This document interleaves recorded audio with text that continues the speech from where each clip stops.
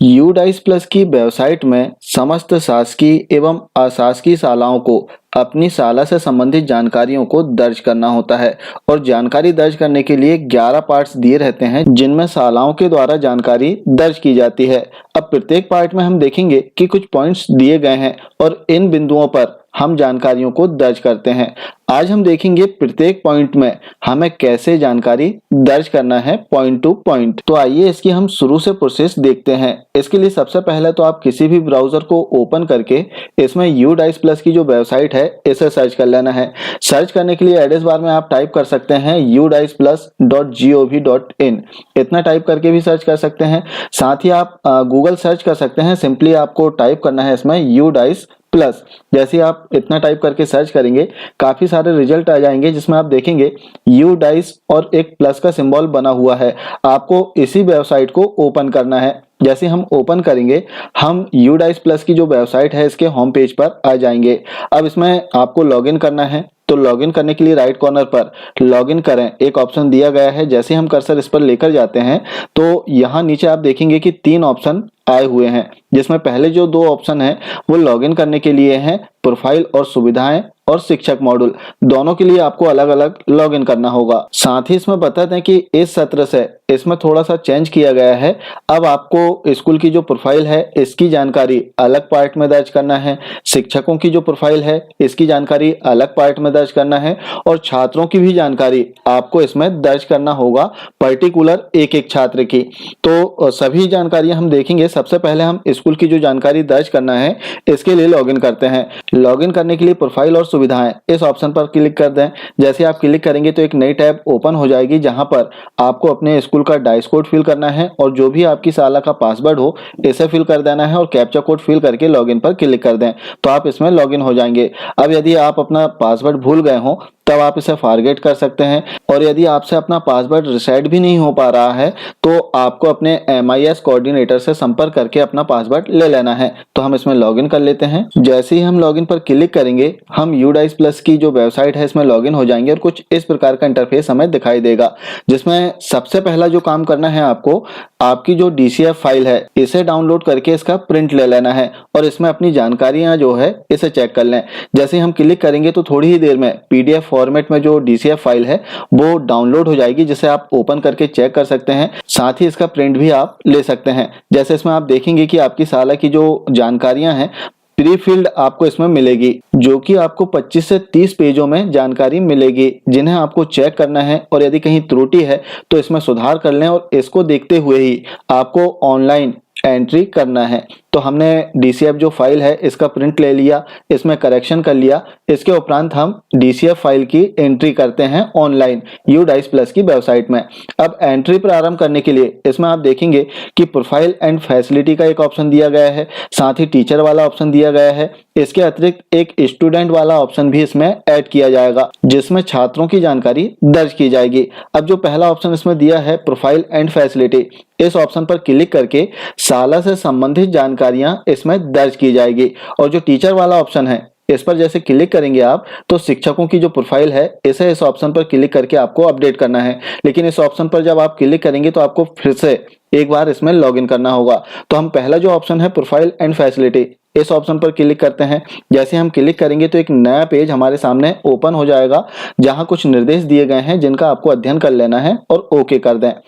अब इसमें आप देखेंगे कि जो आपकी DCF फाइल है, जो जानकारी है, जो एंट्री आपको करना है वो इंग्लिश में दी गई है। इसके अतिरिक्त इसकी लैंग्वेज भी आप इसमें चेंज कर सकते हैं। लैंग्वेज चेंज करने के लिए ऊपर ऑप्शन दिया गया है जिसमें आप हिंदी और इंग्लिश दो में से किसी भी लैंग्वेज में पेज को देख सकते हैं। तो हमें यहाँ से हिंदी कर लेते हैं। जैसे हमने हिंदी किया तो यहाँ पर अब आप देखेंगे कि सारा जो विवरण है वो हिंदी में आने लगा है। अब शाला की जो जानकारी हमें दर्ज करना है 11 पार्ट में इसमें जानकारियां दी गई हैं जिसमें जो पहला पार्ट है 1.1 से 1.17 तक कुल 17 बिंदु इसमें दिए गए हैं। लेकिन इन बिंदुओं पर हम करेक्शन नहीं कर पाएंगे, स्कूल के लिए लागू नहीं होगा ये वाला पार्ट। अब इसमें यदि करेक्शन करना हो जैसे इसमें आप देखेंगे लिखा भी हुआ है कि लागू नहीं है। जो पहला पार्ट है 1.1 से 1.17 तक का जो पार्ट है 17 पॉइंट वो शाला के लिए लागू नहीं होगा। लेकिन इसे ओपन करके आपको जरूर चेक कर लेना है। जैसे हम इसे ओपन करते हैं, जैसे हम ओपन करेंगे तो शाला से संबंधित संपूर्ण विवरण आपको इसमें देखने के लिए मिलेगा, जिसमें संस्था प्रमुख का जो मोबाइल नंबर है वो रहेगा, आपकी शाला कहाँ स्थित है इसका विवरण रहेगा। तो इन सभी 17 बिंदुओं को आपको बहुत अच्छे से चेक कर लेना है, और यदि इसमें कहीं किसी प्रकार की त्रुटि है तब इसमें सुधार के लिए आपको ब्लॉक MIS कोऑर्डिनेटर या डिस्ट्रिक्ट MIS कोऑर्डिनेटर से संपर्क करना है। जैसे आप ऊपर देखेंगे कि निर्देश भी लिखे हुए हैं, ब्लॉक MIS, डिस्ट्रिक्ट MIS या फिर स्टेट MIS लेवल से इस पेज पर काम होगा। तो पहला जो पार्ट है इसे केवल आपको चेक करना है, और यदि इसमें किसी प्रकार की त्रुटि है तब इसकी इंफॉर्मेशन, इसकी जानकारी अपने BRC कार्यालय में देना है MIS कोऑर्डिनेटर को। पहला पार्ट चेक कर लेने के उपरांत अब हमें जो सेकंड पार्ट है 1.18 से 1.38 तक इस पार्ट को फिल करना है। तो इसे फिल करने के लिए इस बॉक्स पर आपको क्लिक कर देना है। जैसे आप क्लिक करेंगे तो जो नेक्स्ट पार्ट है वो ओपन हो जाएगा, जहां हमें मूल विवरण, शाला का जो मूल विवरण है जिसमें किसके द्वारा फॉर्म फिल किया जा रहा है, शाला में कौन कौन सी भाषाएं पढ़ाई जाती हैं, वो सारा विवरण हमें इसमें फिल करना होगा। और इस पार्ट में हम देखें तो 20 बिंदु दिए गए हैं जिनमें हमें जानकारी दर्ज करना है। आइए देखते हैं एक एक बिंदु को। तो इसमें जो पहला बिंदु है प्रतिवादी का विवरण, अर्थात किसके द्वारा इस DCF फाइल को फिल किया जा रहा है ऑनलाइन, उनकी जानकारी हमें यहाँ पर फिल करना है। जिसमें प्रतिवादी का जो प्रकार है इसे फिल करना है। प्रकार अर्थात वो शाला में क्या है, HM है, इंचार्ज हैं या जो भी हैं, तो इसके लिए आपको नीचे ऑप्शन मिलेंगे। इसके बाद में प्रतिवादी का नाम, तो प्रतिवादी का नाम लिखने के लिए भी आपको नीचे बॉक्स मिलेगा, और इनका मोबाइल नंबर फिल करने के लिए भी यहाँ पर बॉक्स मिलेगा, जिस पर आपको जानकारी टाइप कर देना है। इसके पश्चात स्कूल का जो स्थापना वर्ष है इसे आपको फिल करना है, और स्कूल को मान्यता मिलने का जो वर्ष है इसे फिल कर देना है। और इसमें ध्यान रखना है कि जो मान्यता मिलने का वर्ष है वे केवल सरकारी सहायता प्राप्त और निजी असहायता प्राप्त स्कूल ही इसमें दर्ज करेंगे। इसके पश्चात पेज को हमें नीचे स्क्रॉल करना है, और जो अगला बिंदु इसमें दिया गया है कि क्या यह स्कूल जो है विशेष आवश्यकता वाले बच्चों के लिए है, यदि होगा तब हाँ पर टिक करना है और नहीं होगा तो नहीं पर टिक कर दें। इसके पश्चात यदि हम हाँ पर टिक करते हैं तो किस प्रकार का स्कूल है इसका उल्लेख आपको यहाँ पर करना है। एक ड्रॉप डाउन लिस्ट ओपन हो जाएगी जिसमें काफी सारे प्रकार दिए गए हैं, तो इनमें से जो भी प्रकार हो आपके स्कूल का वो सिलेक्ट करना होगा यदि आप हाँ पर टिक करते हैं। और यदि आपने नहीं पर टिक कर दिया तो जो नेक्स्ट ऑप्शन है वो फ्रीज हो जाएगा, इसमें आपको कुछ भी सिलेक्ट नहीं करना है। इसी प्रकार आपको इसमें जानकारी देना है कि क्या आपकी शाला पाली पर लगती है, अर्थात शिफ्ट में आपकी शाला का संचालन किया जाता है। जैसे 2 शिफ्ट में यदि शाला संचालित हो रही है तो आपको हाँ पर टिक करना है, और नहीं हो रही है तो नहीं पर टिक कर दें। इसके बाद क्या स्कूल समय के बाद स्कूल में कोई कौशल प्रशिक्षण केंद्र चलता है, अर्थात शाला समय के बाद में किसी प्रकार का कोई कौशल प्रशिक्षण चल रहा हो तब आपको हाँ पर टिक करना है, अन्यथा नहीं पर टिक कर दें। चूंकि हमारी शाला में नहीं है तो हम नहीं पर टिक करेंगे। इसके बाद में जो नेक्स्ट पॉइंट है इसे हम देखते हैं, जिसमें बताया गया है कि क्या यह आवासीय स्कूल है। अब आवासीय स्कूल यदि होगा तब आपको यहाँ से सिलेक्ट करना है कि किस प्रकार का आवासीय स्कूल है, पूर्णतः आवासीय स्कूल है या फिर आंशिक आवासीय है या फिर नॉन रेसिडेंटल आवासीय नहीं है। तो जो भी ऑप्शन आपके लिए हो इसे आपको सिलेक्ट करना है। अब जैसे आपने यहाँ पर नॉन रेसिडेंटल सिलेक्ट कर दिया तो अगले जो ऑप्शन है वो फ्रीज हो जाएंगे, और यदि आप पहले या दूसरे ऑप्शन को सिलेक्ट करते हैं तो आपको नेक्स्ट ऑप्शन में जानकारी देना होगा। इसके बाद इसमें पूछा गया है कि क्या कोई छात्रावास है जहां आपके स्कूल के अधिकांश छात्र रहते हैं। यदि इस प्रकार की कंडीशन होगी तो हाँ पर टिक करें, और नहीं होगी तो नहीं पर टिक कर सकते हैं। और यदि आप हाँ पर टिक करेंगे तो नेक्स्ट ऑप्शन में आपको जानकारी देना होगा, और नहीं पर यदि टिक करते हैं तो नेक्स्ट ऑप्शन फ्रीज हो जाएगा। अब इसमें नेक्स्ट पॉइंट हम देखते हैं कि क्या बोर्डिंग छात्रावास आवासीय सुविधाएं निम्नलिखित चरण स्तर के लिए उपलब्ध है। तो इस प्रकार की आवासीय सुविधाएं यदि उपलब्ध होंगी तब आपको हाँ पर टिक करना है, और इसकी संख्या कि कितनी लड़कियां यहाँ पर हैं और लड़के कितने हैं इसकी संख्या दर्ज करना है, और नहीं होगी तब नहीं पर टिक कर दें। जब आप नहीं पर टिक कर देंगे तो अगले ऑप्शनों में आपको जानकारी नहीं देना है। इसके पश्चात क्या है अल्पसंख्यक समुदाय द्वारा संचालित स्कूल है, हाँ या नहीं। अब चूंकि हमारा जो स्कूल है वो अल्पसंख्यक समुदाय के द्वारा संचालित नहीं है, इसलिए ऑप्शन जो है फ्रीज है, इसमें हम कुछ भी सिलेक्ट नहीं कर सकते। विशेष रूप से इसमें आप देखेंगे कि आपकी शाला के अनुसार ही इसमें ऑप्शन दिखाई देंगे आपको। जिन शालाओं के लिए एप्लीकेबल होगा उन शालाओं के लिए ऑप्शन ओपन रहेंगे। तो यहाँ पर हमारी शाला के लिए लागू नहीं है, इसलिए ऑप्शन भी यहाँ पर फ्रीज है, इनमें हम कुछ भी सिलेक्ट नहीं कर सकते। इसके बाद हम देखेंगे अगला बिंदु जो इसमें दिया गया है 1.28।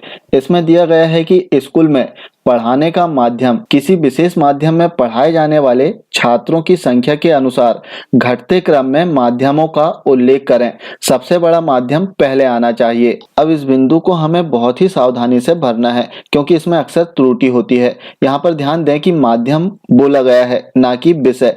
तो यहाँ पर आपकी शाला में जो भी माध्यम होगा वो ही माध्यम आप इसमें फिल करें। विशेष रूप से यदि गवर्नमेंट स्कूल की हम बात करें तो गवर्नमेंट स्कूल में केवल एक ही माध्यम होता है, हिंदी माध्यम। कुछ शालाएं संचालित की जा रही हैं जहां पर हिंदी और इंग्लिश दोनों ही माध्यम संचालित होते हैं, लेकिन वो बहुत कम शालाएं हैं। यदि आपकी शाला हो तो आप इसमें 2 माध्यम फिल कर सकते हैं। हाँ, लेकिन अशासकीय शालाओं के लिए मैक्सिमम शालाओं में 2 माध्यम होते हैं, हिंदी भी और इंग्लिश भी। तो यहाँ पर आपको फिल करते समय ध्यान रखना है कि पहला माध्यम आप वो सिलेक्ट करें जिसमें सबसे अधिक बच्चे अध्ययनरत है। यदि इंग्लिश मीडियम से सबसे अधिक बच्चे अध्ययनरत है तो पहला जो माध्यम है इंग्लिश माध्यम आप सिलेक्ट करें, और यदि हिंदी माध्यम से सबसे अधिक बच्चे पढ़ रहे हैं आपकी शाला के दर संख्या के तो आपको हिंदी माध्यम सेलेक्ट करना है। चूंकि हम गवर्नमेंट स्कूल के लिए इसे फिल कर रहे हैं और हमारी शाला में केवल एक ही माध्यम है, हिंदी माध्यम, तो हम केवल हिंदी माध्यम इसमें सेलेक्ट करेंगे। बाकी के माध्यमों के जो ऑप्शन है इसे ऐसे ही हम छोड़ देते हैं। अब इस पॉइंट में हमें विषय की जानकारी देना है। चूंकि माध्यम की जानकारी हमने 1.28 में दे दिया, अब 1.29 में हमें विषय की जानकारी देना है कि विषय के रूप में पढ़ाई गई भाषा, 3 भाषाओं का उल्लेख करें। अब यहाँ पर आप 3 भाषाओं का उल्लेख कर सकते हैं। जैसे हम क्लिक करेंगे तो ड्रॉप डाउन लिस्ट में 5 सब्जेक्ट आपको दिखाई देंगे। तो जैसे आप हिंदी यहाँ से सेलेक्ट कर सकते हैं। यदि मराठी आप पढ़ाते हैं, मराठी भाषा है तो मराठी कर सकते हैं, संस्कृत, उर्दू और इंग्लिश। अब चूंकि हमारी गवर्नमेंट शाला है तो इसमें हम भाषा सेलेक्ट करते हैं हिंदी। अब जो भाषा हम पढ़ा रहे हैं, किन किन कक्षाओं में पढ़ा रहे हैं, वो कक्षा हमको चुनना है। कक्षा चुनने के लिए कक्षाएं चुनें, इस ऑप्शन पर क्लिक करें। जैसे आप क्लिक करेंगे तो आपकी शाला जिस स्तर की होगी उतनी कक्षाएं आपको यहाँ पर दिखाई देंगी। जैसे 1 से 8 तक की यदि ईपीएस शाला है तो 1 से 8 तक कक्षाएं यहाँ पर दिखाई देंगी। यदि 1 से 5 तक की शालाएं संचालित है तो 1 से 5 तक की केवल कक्षाएं यहाँ पर दिखेंगी। तो जिस स्तर की आपकी शाला है उसी स्तर की कक्षाएं यहाँ पर प्रदर्शित होंगी। क्योंकि हमारी 6 से 8 माध्यमिक शाला है तो केवल 3 कक्षाएं इसमें प्रदर्शित हो रही हैं। अब चूंकि हिंदी जो है तीनों कक्षाओं में सिखाई जाती है, पढ़ाई जाती है, तो हम तीनों ही कक्षा इसमें सेलेक्ट करते हैं और ठीक इस ऑप्शन पर क्लिक कर देंगे। जैसे हम क्लिक करते हैं तो यहाँ पर जो कक्षा है वो आ चुकी है। अब इस कक्षा में तीनों कक्षाओं में लड़के कितने हैं और लड़कियां कितनी हैं, साथ ही थर्ड जेंडर जो है वो कितने हैं, इनकी संख्या हमें आगे की जो बॉक्स है इसमें फिल करना होगा। इसी प्रकार हमें अगले विषय का चयन कर लेना है। तो इसमें जो नेक्स्ट विषय हमारे लिए आएगा संस्कृत हम सिलेक्ट करते हैं और कक्षाएं यहाँ से चुन लेंगे और इन्हें सेलेक्ट करके हमें छात्रों की संख्या दर्ज करना है, जिसमें लड़के और लड़कियां और थर्ड जेंडर जितने भी हों इनकी संख्या आपको यहाँ पर फिल कर देना है। इसके पश्चात थर्ड जो विषय है इसे भी हम सिलेक्ट करेंगे और वो हम इंग्लिश यहाँ से सिलेक्ट करते हैं, कक्षा सेलेक्ट कर लेंगे और इसके उपरांत हमें छात्रों की संख्या यहाँ पर फिल कर देना है। इसके बाद इसमें अगला बिंदु दिया है कि क्या स्कूल उच्च प्राथमिक स्तर पर कोई पूर्व व्यावसायिक पाठ्यक्रम प्रदान करता है, प्री वोकेशनल कोर्स। तो ऐसा कोई कोर्स हमारी शाला में प्रदान नहीं किया जाता तो हम नहीं पर सिलेक्ट करेंगे। इसके उपरांत अगला बिंदु हम देखते हैं 1.31 नजदीकी सरकारी या सहायता प्राप्त स्कूल से स्कूल की दूरी किलोमीटर में आपको देना है। अब नीचे बॉक्स में हमारे स्कूल से संबंधित शालाओं की कितनी दूरी है इसे फिल करना होगा। जैसे प्राथमिक स्कूल हमारी शाला से 1 किलोमीटर दूर है तो हम यहाँ पर 1 फिल करते हैं। उच्च प्राथमिक स्कूल भी लगभग 1 किलोमीटर दूर है तो 1 किलोमीटर हम फिल करते हैं। माध्यमिक स्कूल हमारी शाला से लगभग 4 किलोमीटर दूर है तो हम 4 किलोमीटर फिल करते हैं। उच्च माध्यमिक स्कूल जो है हमारी शाला से 5 किलोमीटर दूर है तो हम इसमें 5 किलोमीटर फिल कर देते हैं। तो आप देख लें कि आपकी शाला से संबंधित शालाओं की दूरी कितनी है। इस प्रकार की जो शालाएं हैं इनकी दूरी कितनी है और वो दूरी आपको किलोमीटर में इसमें दर्ज करना होगा। इसके बाद में अगला जो बिंदु इसमें दिया गया है 1.32 कि क्या स्कूल तक सभी मौसम में पहुंचने योग्य सड़क है। यदि है तो हाँ पर टिक करें, नहीं है तो नहीं पर टिक कर दें। मैक्सिमम शालाएं जो है पहुंच सकते हैं, सड़क रहती हैं तो हम हाँ पर टिक करते हैं क्योंकि हमारी शाला में पहुंचने योग्य सड़क है। अब इसके पश्चात अनुदेशनात्मक दिनों की संख्या पिछले शैक्षणिक वर्ष में अर्थात 2021-22 में आपकी साला कितने दिवस लगी है, इसकी संख्या आपको इसमें फिल कर देना है। तो 2021-22 में जितने भी दिवस हमारी साला संचालित हुई है उनकी संख्या हमें इसमें फिल कर देना है। प्राथमिक माध्यमिक शालाओं के लिए अलग अलग दिनों की संख्या हो सकती है। इसके बाद हम देखेंगे कि बच्चों के लिए औसत स्कूल समय प्रतिदिन, बच्चों के स्कूल में ठहरने के घंटों की संख्या। तो शासकीय स्कूल की यदि हम बात करें तो शासकीय स्कूलों में बच्चों के जो ठहरने का समय है 6 घंटे प्रतिदिन है। अशासकीय शाला या फिर आपकी शाला में जितने घंटे प्रतिदिन छात्र ठहर रहे हैं उनकी संख्या आपको यहाँ पर फिल करना है। इसी प्रकार अध्यापकों के लिए औसत कार्य समय प्रतिदिन, अध्यापकों के स्कूल में ठहरने के घंटों की संख्या। तो अध्यापकों के लिए जो संख्या है 7 घंटे प्रतिदिन रहती है शासकीय स्कूलों के लिए कम से कम, तो हम यहाँ पर 7 घंटे फिल कर देते हैं। इसके बाद इसमें हम देखेंगे अगला बिंदु जो कि CCE के लिए है कि क्या स्कूल में सतत और व्यापक मूल्यांकन CCE लागू किया जा रहा है। तो प्रत्येक शासकीय शालाओं में लागू किया जा रहा है, तो हम हाँ पर टिक करेंगे। और इसके लिए वर्ष के दौरान अर्थात पूरे शैक्षणिक सत्र में आपने छात्रों का कितने बार आकलन किया, कितने बार मूल्यांकन लिया, इनकी संख्या आपको इसमें फिल कर देना है। तो हम इसकी भी संख्या फिल कर देते हैं। चूंकि हमने लगभग 10 बार आकलन किया है, चूंकि इसकी संख्या ज्यादा है, लेकिन ऑन रिकॉर्ड यदि हम देखें तो 10 बार हमने आकलन कर चुका है, तो हम इसकी संख्या 10 फिल करते हैं। इसके बाद में अगला जो बिंदु दिया गया है कि क्या छात्रों का संचयी रिकॉर्ड रखा जा रहा है, तो प्रत्येक शाला में रखा जाता है, तो हम हाँ पर टिक करेंगे। अब यहाँ पर भी ध्यान देना है कि यदि आप नहीं पर टिक कर देते हैं तो अगले के जो ऑप्शन है वो फ्रीज हो जाएंगे, इनमें आपको ऑप्शन सेलेक्ट नहीं करना है। चूंकि रिकॉर्ड रखा जाता है तो हम हाँ पर टिक करते हैं। इसके बाद में यदि हाँ तो क्या छात्रों के संचयी रिकॉर्ड को उनके माता पिता के साथ साझा किया जाता है, तो बिल्कुल हम जो रिकॉर्ड है छात्रों के जो माता पिता हैं और पालक है इन्हें दिखाते हैं और इनसे इनका फीडबैक भी लेते हैं, तो हम हाँ पर टिक करेंगे। इसके बाद में मूल्यांकन आइटम किसके द्वारा तैयार किए जा रहे हैं, इसमें 2 ऑप्शन दिए गए हैं, स्कूल के द्वारा और राज्य या केंद्र शासित प्रदेश के द्वारा। तो हम यहाँ से राज्य वाला जो ऑप्शन है इसे सिलेक्ट कर लेते हैं। आपको अपनी शाला के आधार पर इन ऑप्शनों को सिलेक्ट करना है। जैसे अशासकीय स्कूलों के लिए यहाँ पर दूसरा ऑप्शन आप सिलेक्ट कर सकते हैं। अशासकीय स्कूलों में मैक्सिमम स्कूल के द्वारा जो मूल्यांकन आइटम है वो तैयार किए जाते हैं, तो स्कूल भी आप सिलेक्ट कर सकते हैं अशासकीय स्कूल वाले। लेकिन गवर्नमेंट स्कूल के लिए मैक्सिमम राज्य से ही प्राप्त होते हैं, तो हम राज्य वाला जो ऑप्शन है इसे सिलेक्ट करते हैं। इसके बाद में हम देखेंगे कि अंतिम बिंदु दिया गया है 1.37 शैक्षिक सत्र कब शुरू होता है, माह बताएं। तो यहाँ से आपको माह सेलेक्ट कर लेना है कि किस माह से आपका जो शैक्षणिक सत्र है वो शुरू हुआ है। जैसे हमारा जून से शुरू हुआ है तो हम यहाँ पर जून सेलेक्ट करते हैं। आपकी शाला में जैसे अशासकीय शाला की बात करें तो जब से शुरू हुआ होगा उस माह को आपको यहाँ पर सेलेक्ट करना है। और इतनी जानकारी दर्ज कर देने के उपरांत एक बार इसे आप अच्छे से चेक कर लें और चेक करने के उपरांत जमा करें और अगला इस ऑप्शन पर आपको क्लिक कर देना है। जैसे आप क्लिक करेंगे तो आप नेक्स्ट पेज पर पहुंच जाएंगे। अब यहाँ पर ध्यान देने वाली बात है, जैसे निर्देश भी दिया गया है कि प्रश्न संख्या 1.39 से 1.53 केवल सरकारी और सरकारी सहायता प्राप्त स्कूलों के लिए है। तो इस प्रकार की शालाएं ही इन ऑप्शनों को फिल करेंगे, जिसमें पहला ऑप्शन है कि क्या कोई स्कूल के बाहर वाले बच्चे जो आउट ऑफ स्कूल चिल्ड्रन है स्कूल में नामांकित है और है तो विशेष प्रशिक्षण ले रहे हैं। यदि ऐसी कंडीशन है तब आपको हाँ पर टिक करना है। यदि आपकी शाला में जो आउट ऑफ स्कूल चिल्ड्रन है वो नामांकित है और विशेष प्रशिक्षण ले रहे हैं तब आप हाँ पर टिक करें, और नहीं है तब नहीं पर टिक कर दें। इसके बाद में यदि आप हाँ करते हैं तब आगे का ब्यौरा आपको देना पड़ेगा। जैसे हम हाँ पर क्लिक करते हैं तो आप देखेंगे कि अगले जो ऑप्शन है इनमें हमें लड़के और लड़कियों की संख्या फिल करना है कि वर्तमान वर्ष जो 2022-23 है इसमें विशेष प्रशिक्षण हेतु नामांकित छात्रों की संख्या कितनी है, गत शैक्षणिक वर्ष 2021-22 में नामांकित छात्रों की संख्या कितनी थी, वो सभी जानकारी हमें आगे के बॉक्सों में फिल करना होगा। चूंकि हमारी शाला में नहीं है तो हम नहीं पर टिक कर देते हैं। इसके बाद में हम देखेंगे जो अगला बिंदु दिया गया है, जैसे आप देखेंगे कि इसमें संख्या हमें फिल करना है यदि हम हाँ पर टिक करते हैं तो। बाकी के ऑप्शन यदि आपने नहीं पर टिक कर दिया तो बाकी के सभी ऑप्शन इसमें फ्रीज हो जाएंगे, बंद हो जाएंगे।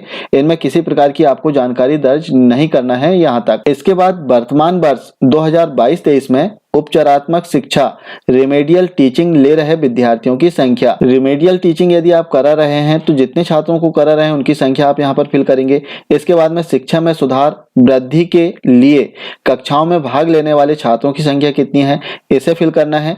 और अगला जो बिंदु दिया गया है 1.44, गत शैक्षणिक वर्ष 2021-22 के दौरान आपके स्कूलों में कितना निरीक्षण हुआ है, किन किन के द्वारा हुआ है, इसकी संख्या फिल करना है। और इसमें 4 ऑप्शन दिए गए हैं। पहला जो है शैक्षिक निरीक्षणों की संख्या, इस बॉक्स में आपको संपूर्ण जितने भी निरीक्षण आपकी शाला में हुए हैं, चाहे वो जन शिक्षक के माध्यम से, बीएससी के माध्यम से, बीआरसी महोदय के माध्यम से, जिले से या फिर स्टेट से, जितने भी निरीक्षण हुए हैं उन सभी की संख्या आपको पहले बॉक्स में फिल करना है। और फिर इसे आपको डिवाइड करना है कि सीआरसी के द्वारा कितने निरीक्षण हुए हैं, खंड स्तरीय ब्लॉक के द्वारा कितने निरीक्षण हुए हैं, इसके बाद में जिला या फिर राज्य के अधिकारियों के द्वारा कितने निरीक्षण किए गए हैं आपकी शाला में, वो संख्या आपको यहाँ पर फिल करना है। तो इस प्रकार से हम देखें तो पहले बॉक्स में आपको ओवरऑल निरीक्षणों की संख्या फिल करना है और इसके बाद में जो निरीक्षण आपने इसमें दर्ज किया है वो नीचे आपको डिवाइड कर देना है अलग अलग पार्ट में। अब हम चलते हैं नेक्स्ट पॉइंट पर 1.45, जो कि दिया गया है कि क्या आरटीई मानदंड के अनुसार स्कूल प्रबंधन समिति एसएमसी का गठन किया गया है। प्रत्येक शासकीय शालाओं में एसएमसी का गठन किया जा चुका है, तो आपको हाँ पर टिक करना है। अशासकीय शालाओं के लिए इसमें नीचे ऑप्शन दिए गए हैं और अशासकीय शालाओं में भी यदि शाला प्रबंधन समिति का गठन अलग से हुआ है तो आप हाँ कर सकते हैं या फिर नहीं भी आप इसमें सेलेक्ट कर सकते हैं। इसके बाद में हम देखेंगे अगला जो बिंदु इसमें दिया गया है कि पिछले शैक्षणिक वर्ष 2021-22 में आयोजित एसएमसी एसएमडीसी की बैठकों की संख्या, कितनी बैठक आपने लिए हैं इसकी संख्या आपको इसमें फिल करना है। तो प्रति माह कम से कम एक बैठक अनिवार्य रूप से होती है, कभी कभी 2 भी हो जाती है, तो जितनी भी बैठक हुई हो उनकी संख्या आपको यहाँ पर फिल करना है। इसके बाद में क्या एसएमसी एसएमडीसी ने स्कूल विकास योजना तैयार की है, तो बिल्कुल की है हाँ, और किस वर्ष की है इसका उल्लेख आपको इसमें करना है। इसके बाद में क्या स्कूल निर्माण समिति का गठन किया गया है, चूंकि हमारी शाला में नहीं किया गया है तो हम नहीं पर टिक करते हैं। आप अपनी शाला के अनुसार विकल्पों का चयन करें। क्या स्कूल में अपनी अकादमिक समिति का गठन किया गया है, बिल्कुल शासकीय स्कूल में किया गया है, हमने समिति का गठन किया है जिसमें एसएमसी के अध्यक्ष, सदस्य और जो पालक को हमने लिया था उन्हें समिति में रखा है और हमारी समिति का जो अकादमिक समिति है इसका गठन किया गया है, तो हम हाँ पर टिक करते हैं। इसके बाद क्या स्कूल ने अपने अभिभावक अध्यापक संस्था पीटीए का गठन किया है, तो जहां पर गठन हुआ होगा तो हाँ पर टिक करें, नहीं हुआ है तो नहीं पर टिक कर दें। इसके बाद में नेक्स्ट पॉइंट हम देखते हैं, यदि इसमें आप हाँ पर टिक करते हैं तो इसमें संख्या आपको फिल करना होगा कि पीटीए की कितनी बैठक हुई है, वो संख्या आपको नीचे बॉक्स में देना होगा। चूंकि हमने नहीं पर टिक किया है तो यहाँ पर ऑप्शन फ्रीज हो चुका है। अगला जो इसमें बिंदु दिया है कि क्या स्कूल सार्वजनिक वित्तीय प्रबंधन प्रणाली पीएफएमएस के तहत पंजीकृत है, तो बिल्कुल हमारी शालाएं, प्रत्येक शासकीय शालाएं पीएफएमएस के तहत पंजीकृत है, तो यहाँ पर हाँ पर टिक कर दें। इसके बाद में क्या स्कूल में बहु कक्षा कक्ष है, बहुत ही महत्वपूर्ण बिंदु है 1.48, यहाँ पर अक्सर त्रुटि होती है।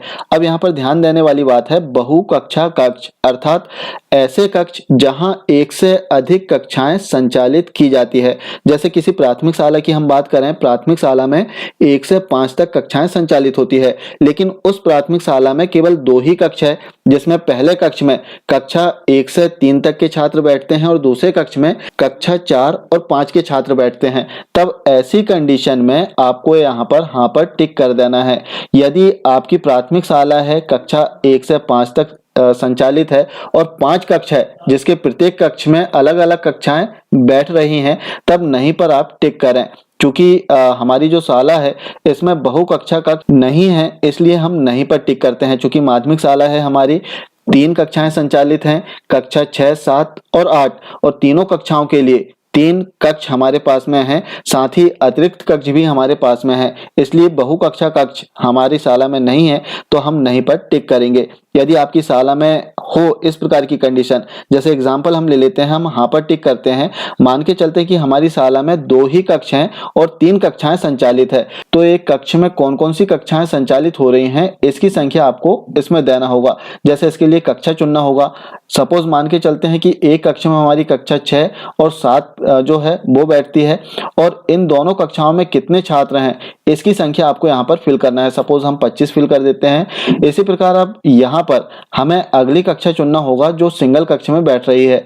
तो कक्षा 8 एक सिंगल कक्षा में बैठती है एक एग्जाम्पल के लिए, और संबंधित कक्षा में जितने छात्र हैं उनकी संख्या आपको यहाँ पर फिल कर देना है। चूंकि हमारी शाला में ऐसी कंडीशन नहीं है इसलिए हम यहाँ नहीं पर टिक करेंगे। जैसे हम नहीं पर टिक करते हैं तो नीचे के जो ऑप्शन है वो फ्रीज हो जाएंगे, बंद हो जाएंगे, इनमें किसी प्रकार की आप प्रविष्टि नहीं कर सकते। इसके बाद नेक्स्ट पॉइंट बहुत ही महत्वपूर्ण बिंदु इसमें दिया गया है और वो है स्कूल कॉम्प्लेक्स के संबंध में 1.49 और 1.50। पहला जो पॉइंट इसमें है 1.49 कि क्या स्कूल किसी स्कूल परिसर स्कूल कॉम्प्लेक्स का भाग है। अब यहाँ पर 2 पॉइंट दिए गए हैं, हाँ या नहीं। इसमें अक्सर त्रुटि होती है कि कौन सा ऑप्शन हम सेलेक्ट करें। अब इसे समझने का प्रयास करते हैं कि क्या स्कूल किसी स्कूल परिसर का भाग है। चूंकि हमारी जो शाला है संकुल के अधीन हम कार्यरत हैं, हमारी शाला संचालित है, तो हम संकुल जो स्कूल कॉम्प्लेक्स है संकुल हमारे लिए उसका भाग हमारी शाला है, तो हम यहाँ पर हाँ में टिक करेंगे। प्रत्येक प्राथमिक माध्यमिक शालाओं को जो शासकीय शालाएं हैं चूंकि संकुल के अधीनस्थ संचालित होती हैं तो उन्हें हाँ पर टिक करना है। इसके बाद में क्या स्कूल परिसर स्कूल कॉम्प्लेक्स के लिए एक हब स्कूल है, अर्थात ऐसी शालाओं की जानकारी पूछ रहा है कि आपके परिसर में आपकी शाला संचालित है और आपकी शाला के आसपास ही प्राथमिक शाला, माध्यमिक शाला, उच्च माध्यमिक शाला भी आपके परिसर में ही संचालित है, लेकिन उन शालाओं के जो डाइस कोड हैं वो अलग अलग हैं। क्या ऐसी शालाएं आपके परिसर में संचालित हैं? यदि हों तब आपको हाँ पर टिक करना है और उन शालाओं की संख्या आपको नीचे बॉक्सों में फिल कर देना है। लेकिन ध्यान रखना है कि इन सभी के जो डाइस कोड हैं वो अलग अलग होना चाहिए, और यदि नहीं है तब नहीं पर टिक कर दें। चूंकि हमारी शाला परिसर के आसपास कोई भी इस प्रकार की शालाएं संचालित नहीं है तब नहीं पर हम टिक कर देते हैं। हाँ, यहाँ पर एक विशेष बात आपको ध्यान रखना है कि संकुल को जो पहला ऑप्शन है हाँ इस पर टिक करना है, क्योंकि संकुल के अधीन काफी सारी शालाएं जो हैं वो संचालित होती हैं, तो हाँ पर टिक करके यहाँ पर संख्याओं को फिल करना होगा। और इसके बाद अगला बिंदु 1.51 क्या स्कूल ने एक भारत श्रेष्ठ भारत EBSB के तहत कोई गतिविधि शुरू की है। चूंकि हम शालाओं में गतिविधि करते हैं तो हाँ पर टिक करेंगे, यदि आपने नहीं किया है तब आप नहीं पर टिक कर सकते हैं। इतनी जानकारी फिल कर देने के उपरांत जमा करें और अगला इस ऑप्शन पर आपको क्लिक कर देना है। जैसे आप क्लिक करेंगे तो हम नेक्स्ट पार्ट में आ जाएंगे, और जो नेक्स्ट पार्ट है 1.52 जिसमें पाठ्य पुस्तक, TLM और खेल सामग्री की जानकारी हमें इसमें दर्ज करना होगा। जिसका पहला बिंदु है कि क्या निःशुल्क पाठ्य पुस्तकों का एक पूरा सेट प्राप्त हुआ है, तो चूंकि प्राप्त हुआ है तो हम हाँ पर टिक करेंगे। वर्तमान शैक्षणिक वर्ष 2022-23 में पाठ्य पुस्तकें कब प्राप्त हुई, जिस माह आपको पाठ्य पुस्तक प्राप्त हुई होगी वो माह आपको यहाँ से सेलेक्ट कर लेना है। इसके बाद में क्या प्रत्येक ग्रेड के लिए TLM उपलब्ध है। चूंकि हमारे पास में प्रत्येक ग्रेड के लिए TLM उपलब्ध है तब हम हाँ पर टिक करते हैं, और मैक्सिमम शासकीय शालाओं में होता है तब आप भी हाँ पर टिक कर सकते हैं। अगला बिंदु, यदि हाँ तो भाषा के लिए मुख्य TLM प्रदान करने वाले बच्चों की संख्या। अब जो TLM है इससे कितने छात्र लाभान्वित हो रहे हैं उनकी संख्या आपको इसमें फिल कर देना है। जितने भी छात्र होंगे उनकी संख्या आप फिल कर सकते हैं। इसी प्रकार गणित विषय के लिए मुख्य TLM प्रदान करने वाले बच्चों की संख्या, गणित विषय का जो TLM आपने बनाया है इससे कितने छात्र लाभान्वित हो रहे हैं उसकी संख्या आपको इसमें फिल करना है। अगला जो बिंदु इसमें हम देखेंगे कि क्या स्कूल को गत शैक्षणिक वर्ष 2021-22 में श्रेणीबद्ध सप्लीमेंट्री सामग्री प्राप्त हुई है। तो चूंकि हमारी शाला में सप्लीमेंट्री सामग्री प्राप्त हुई थी, कुछ सामग्री बाद में आई थी, तो हम हाँ पर टिक करते हैं। और श्रेणीबद्ध अनुपूरक सामग्री उपलब्ध कराने वाले बच्चों की संख्या, तो कितने छात्रों के लिए उपलब्ध कराई गई है उनकी संख्या आपको इसमें फिल करना है। इसके बाद में अनुपूरक श्रेणीबद्ध सामग्री तक पहुंच रखने वाले बच्चों की संख्या, तो जितने छात्र यहाँ पर आप दर्ज करेंगे लगभग उतने ही छात्र इससे लाभान्वित होंगे, तो आप उतनी संख्या यहाँ पर फिल कर सकते हैं। इसके बाद में हम देखेंगे अगला जो बिंदु इसमें दिया गया है कि स्कूल के पुस्तकालय में पुस्तकों की संख्या, आपके जो पुस्तकालय है आपका इसमें पुस्तकों की संख्या कितनी है वो संख्या आपको इसमें फिल कर देना है। जितनी भी संख्या होगी वो आप इसमें फिल कर सकते हैं। इसके बाद में उस कक्षा के बच्चों द्वारा पुस्तकालय की पुस्तकों को उधार लेने पढ़ने की संख्या। अब हम जो पुस्तकालय का रजिस्टर है जिसमें हम छात्रों को पुस्तकें वितरित करते हैं, देते हैं पढ़ने के लिए, उस रजिस्टर से देखकर आप इसमें आपको जानकारी दर्ज करना है कि कितने छात्रों ने पढ़ने के लिए पुस्तकें ली हैं। तो जितने भी छात्र हों वो संख्या आप इसमें फिल कर सकते हैं। इसके बाद में दिए गए वर्ष में अपने बच्चे द्वारा प्राप्त किए जाने वाले सीखने के परिणामों के बारे में स्कूल द्वारा माता पिता के संचार की संख्या। अब इसमें बोला जा रहा है कि जो छात्र का रिजल्ट है इसकी जानकारी माता पिता को है नहीं है, आपके द्वारा उन्हें प्राप्त हुई है या नहीं, उनकी संख्या हमें लिखना है कि कितने पेरेंट्स को जानकारी दी गई है। तो लगभग जितने छात्र हैं उन सभी के पेरेंट्स को जानकारी हम दे ही देते हैं, क्योंकि हम पालकों की बैठक बुलाते हैं जिसमें प्रत्येक छात्र पर डिस्कस किया जाता है कि आपके छात्र का सीखने का स्तर क्या है, सीखने का परिणाम क्या है। तो हम प्रत्येक माता पिता को, पालक को इसकी जानकारी दे देते हैं। तो लगभग आप जितने छात्र संख्या है उतनी संख्या इसमें फिल कर सकते हैं। इसके बाद अगला बिंदु जो है कि क्या माता पिता स्वयं सेवक सक्रिय रूप से कार्यात्मक साक्षरता और संख्यात्मकता FLN प्राप्त करने के लिए स्कूल का समर्थन करने में शामिल है। तो समर्थन करते हैं, हाँ पर टिक कर देंगे। इसके बाद क्या स्कूल में सहकर्मी सीखने की शुरुआत की है, तो सहकर्मी से सीखने की शुरुआत हुई है तो हम हाँ पर टिक करेंगे। इसके बाद क्या प्रत्येक ग्रेड के लिए खेल सामग्री, खेल और खेल उपकरण उपलब्ध है, तो बिल्कुल हमारी शालाओं में उपलब्ध है तो हम हाँ पर टिक करते हैं। अगला बिंदु कि क्या स्कूल ने छात्रों को निःशुल्क यूनिफॉर्म प्रदान की है। अब निःशुल्क यूनिफॉर्म प्रत्येक जिले में अलग अलग इसमें संख्या आ सकती है, अलग अलग ऑप्शन सेलेक्ट किए जा सकते हैं कि निःशुल्क यूनिफॉर्म प्रदान की है या नहीं। अब यदि यूनिफॉर्म की हम बात करें तो यूनिफॉर्म जो है कक्षा 5 और 8 के छात्रों को जो राशि है इसकी वो इनके खाते में दे दी गई है, लेकिन अन्य कक्षाओं के छात्रों को अभी तक गणवेश प्राप्त नहीं हुई है। तो आप अपने स्वविवेक से वरिष्ठ कार्यालय से संपर्क कर इसमें अपनी जानकारी को दर्ज कर सकते हैं। और इतनी जानकारी दर्ज कर देने के उपरांत जमा करें और अगला इस ऑप्शन पर आपको क्लिक करना है। जैसे आप क्लिक करेंगे तो आप नेक्स्ट पार्ट में आ जाएंगे। अगला जो पार्ट है 1.53, जैसे हम इस पार्ट पर पहुंचेंगे तो इस पार्ट में जो जानकारी हमें दर्ज करना है वो है शिक्षण और अधिगम से संबंधित। जैसे हम देखेंगे तो ऊपर कक्षाएं लिखी हुई हैं, इसका जो अर्थ है वो कक्षा से है। ऊपर 1 से लेकर 12 तक कक्षाएं हैं। अब इन कक्षाओं में कुल सृजित सीखने के परिणाम आधारित मूल्यांकन मदों की संख्या कितनी है। तो जो सीखने के परिणाम हैं इनके मूल्यांकन मदों की जो संख्या है वो आपको कक्षावार इसमें फिल करना होगा। इसी प्रकार गत शैक्षणिक वर्ष 2021-22 में बनाए गए मानदंड संदर्भित मदों की संख्या जो है वो आपको अगले बॉक्स में फिल करना है। इसके बाद क्या इस स्कूल के स्कूल शिक्षकों ने शिक्षण और सीखने के लिए शिक्षण सहायक उपकरण बनाए हैं, हाँ या नहीं। अब इसमें कक्षावार आपको जानकारी देना है कि कक्षा 6 के लिए आपने TLM बनाए हैं या नहीं। यदि बनाए हो तो हाँ पर टिक करें और नहीं बनाए तो नहीं पर टिक कर देना है। इसी प्रकार 7वीं और 8वीं या फिर जो भी आपकी शाला में कक्षाएं प्रदर्शित हो रही हैं उसके लिए जानकारी आपको दर्ज करना है। चूंकि हमने तीनों कक्षाओं में TLM बनाया है तो हम हाँ पर टिक करते हैं।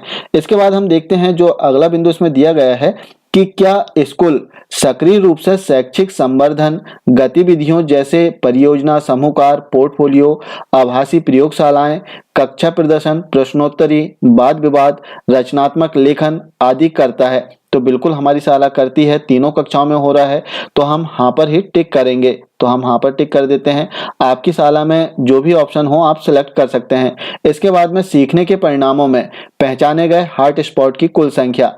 अब यहाँ पर होता ऐसा है कि प्रत्येक कक्षा में अलग अलग विषयों में कुछ हॉट स्पॉट अर्थात कठिन बिंदु रहते हैं जिनकी पहचान हम करते हैं। तो ऐसे कितने हॉट स्पॉट हैं उनकी संख्या आपको यहाँ पर फिल करना है कक्षावार। इसके बाद अगला बिंदु कि साइबर सुरक्षा पर उन्मुखीकरण प्राप्त करने वाले छात्रों की संख्या। साइबर सुरक्षा पर यदि उन्मुखीकरण कार्यक्रम हुआ है तब छात्रों की संख्या आपको फिल करना है कि कितने छात्रों का उन्मुखीकरण किया गया है। इसके बाद मनोसामाजिक पहलुओं पर प्रशिक्षण प्राप्त करने वाले छात्रों की संख्या आपको लास्ट वाले बॉक्स में फिल कर देना है। और इतनी जानकारी दर्ज कर देने के उपरांत जमा करें और अगला इस ऑप्शन पर क्लिक कर दें। जैसे आप क्लिक करेंगे हम नेक्स्ट पार्ट पर आ जाएंगे जो कि 1.54 से 1.57 तक दिया गया है, जिसमें हमें यस या नो में ही जानकारी देना है। बहुत ही सामान्य से क्वेश्चन इसमें दिए गए हैं कि क्या स्कूल आपदा प्रबंधन विकसित की गई है। यदि विकसित की गई हो तो हाँ पर टिक करें। इसके उपरांत क्या संरचनात्मक सुरक्षा अंकेक्षण की गई है, तो जो भी ऑप्शन आपके लिए हो इसे आपको सिलेक्ट कर लेना है। क्या गैर संरचनात्मक सुरक्षा अंकेक्षण की गई है, जो भी ऑप्शन आपके लिए हो वो ऑप्शन आपको इसमें सिलेक्ट करना होगा। क्या स्कूल में सीसीटीवी कैमरा उपलब्ध है, हमारी शाला में नहीं है तो हम नहीं पर टिक करते हैं। क्या स्कूल में अग्निशमन यंत्र लगा है, बिल्कुल हमारी शाला में है, हाँ पर टिक करेंगे। इसके बाद क्या स्कूल में स्कूल सुरक्षा हेतु नोडल शिक्षक है, तो बिल्कुल सुरक्षा के लिए नोडल शिक्षक हमने नियुक्त किया है, तो हम हाँ पर टिक कर देते हैं। इसके बाद में क्या छात्र और शिक्षक स्कूल सुरक्षा और आपदा की तैयारी के लिए नियमित प्रशिक्षण लेते हैं, क्योंकि समय समय पर हम और छात्रों को प्रशिक्षण हम स्वयं देते हैं, तो हम हाँ पर टिक कर देते हैं। इसके बाद में क्या आपदा प्रबंधन को पाठ्यक्रम के भाग के रूप में पढ़ाया जा रहा है, तो हमारी शाला में पढ़ाया जाता है, तो हम हाँ पर टिक कर देते हैं।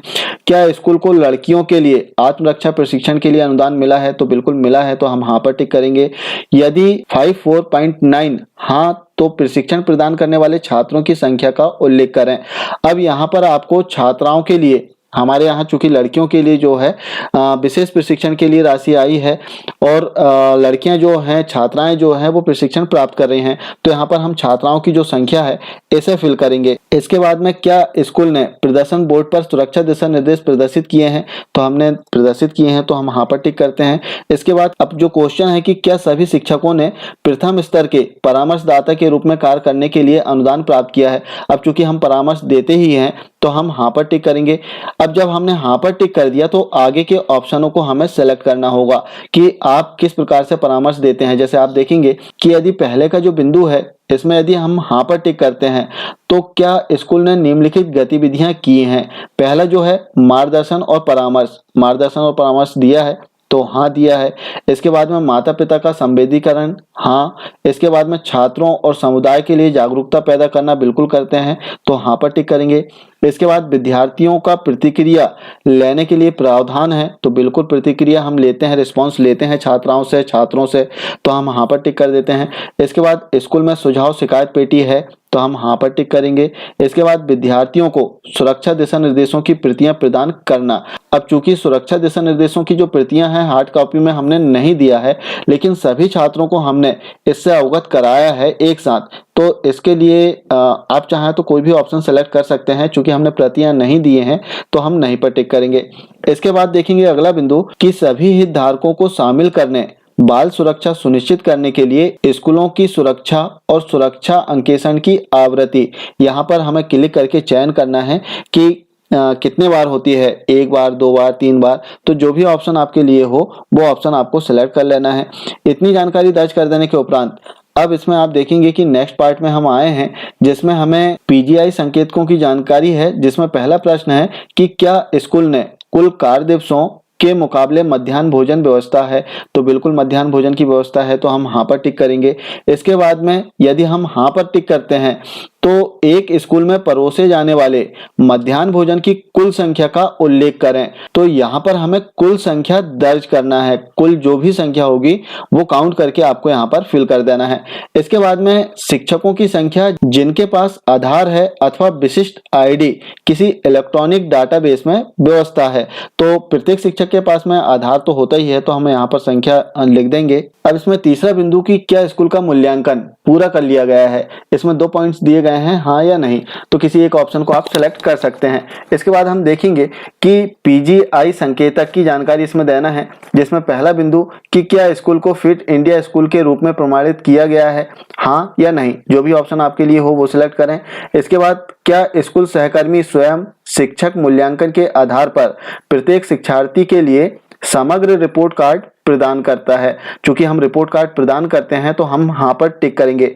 जो मार्कशीट, जो अंक सूची हम प्रदान करते हैं जिसमें छात्र की संपूर्ण जानकारी होती है, हम देते हैं छात्रों को, तो हम हाँ पर टिक करते हैं। इसके बाद क्या आपका स्कूल एक आदर्श स्कूल है, तो बिल्कुल हमारा स्कूल एक आदर्श स्कूल है, हम हाँ पर टिक कर देंगे। इसके बाद में हम देखेंगे कि अन्य संकेतकों की जानकारी हमें इसमें देना है कि क्या स्कूल किसी स्कूल के सभी शिक्षकों की तस्वीर प्रदर्शित करता है। हमारी शाला में सभी शिक्षकों की तस्वीर है, तो हम हाँ पर टिक करेंगे। इसके बाद में क्या विद्यालय ने विद्या प्रवेश मॉड्यूल को अपनाया या शुरू व्यवस्था है, चूंकि हमने मॉड्यूल को अपना लिया है तो हम हाँ पर टिक करते हैं। इसके बाद में क्या स्कूल में इलेक्ट्रॉनिक रूप से छात्रों की उपस्थिति दर्ज करने की व्यवस्था है, जी बिल्कुल है, हम एम शिक्षा मित्र के माध्यम से ऑनलाइन अटेंडेंस दर्ज करते हैं तो हम हाँ पर टिक करेंगे। इसी प्रकार शिक्षकों के लिए इलेक्ट्रॉनिक रूप से एकत्रित करने की कोई प्रणाली है तो बिल्कुल है, हम एम शिक्षा मित्र के माध्यम से उपस्थिति दर्ज कर रहे हैं। इसके बाद में क्या स्कूल में युवा क्लब का गठन किया गया है, तो यदि किया गया हो तो हाँ पर टिक करें, अन्यथा नहीं पर कर दें। इसके बाद क्या स्कूल में पर्यावरण क्लब का गठन किया गया है, तो हाँ किया गया है, हमारी शाला में, हमने हाँ पर टिक किया। इसके बाद में क्या स्कूल में सभी शिक्षकों को शिक्षक पहचान पत्र जारी किए गए हैं, बिल्कुल पहचान पत्र जारी किए गए हैं हमारी शाला में शिक्षकों को। तो आपकी शाला के लिए जो भी ऑप्शन हो आप इसमें क्लिक कर सकते हैं। इसके बाद में अंतिम बिंदु कि क्या राज्य एसएसए स्व प्रमाणन प्राप्त किया है, राज्य के द्वारा यदि प्राप्त किया हो तब हाँ पर टिक करें, अन्यथा नहीं पर टिक कर दें। इतनी जानकारी दर्ज कर देने के उपरांत जमा करें और अगला इस ऑप्शन पर आपको क्लिक करना है। जैसे आप क्लिक करेंगे तो आप नेक्स्ट पॉइंट में आएंगे। अगला जो बिंदु रहेगा 1.58 से 1.60 तक, जिसमें हम देखेंगे कि विद्यालय द्वारा जो अनुदान प्राप्त होता है विद्यालय को, उसकी जानकारी हमें इसमें दर्ज करना है। अब इसमें जो जानकारी दर्ज करना है, सरकारी एवं सरकारी सहायता प्राप्त विद्यालयों के लिए जानकारी दर्ज करना होगा, जिसमें आप देखेंगे कि समग्र शिक्षा के तहत जो अनुदान है इसके नाम लिखे हुए हैं, जैसे संयुक्त स्कूल अनुदान, पुस्तकालय अनुदान, बड़े मरम्मत कार्य हेतु अनुदान। तो इस प्रकार से इसमें पॉइंट्स दिए गए हैं। इसमें जो भी राशि आपको मिली हो वो राशि आपको यहाँ पर दर्ज करना है और इस राशि में से जितनी राशि आपकी व्यय हुई है वो अगले बॉक्स में आपको फिल कर देना है। तो इस प्रकार समग्र शिक्षा के तहत जो अनुदान मिला है इसकी जानकारी दर्ज हो जाएगी। अब यदि आपको अन्य और कोई सहायता प्राप्त हुई है गैर सरकारी संगठन से या फिर सार्वजनिक क्षेत्र के उपक्रम से या समुदाय के द्वारा या फिर किसी अन्य के द्वारा, तो आपको संबंधित विकल्प के सामने हाँ पर टिक करना है जिनके द्वारा आपको सहायता प्राप्त हुई है। जैसे आपको समुदाय के द्वारा सहायता प्राप्त हुई है तो हाँ पर टिक करें और कितनी सहायता, कितनी राशि आपको प्राप्त हुई है वो राशि लिखना है और नाम लिखना है। इसके बाद अगला बिंदु कि क्या स्कूल निम्नलिखित के लिए संपत्ति इन्वेंटरी रजिस्टर का रख रखाव कर रहा है। तो इसमें जो मद दी गई है, विवरण दिया गया है, आईसीटी मदें, खेल उपकरण, पुस्तकालय की किताब, इनके लिए जो रजिस्टर है क्या इसका मेंटेन हमारे द्वारा किया जा रहा है।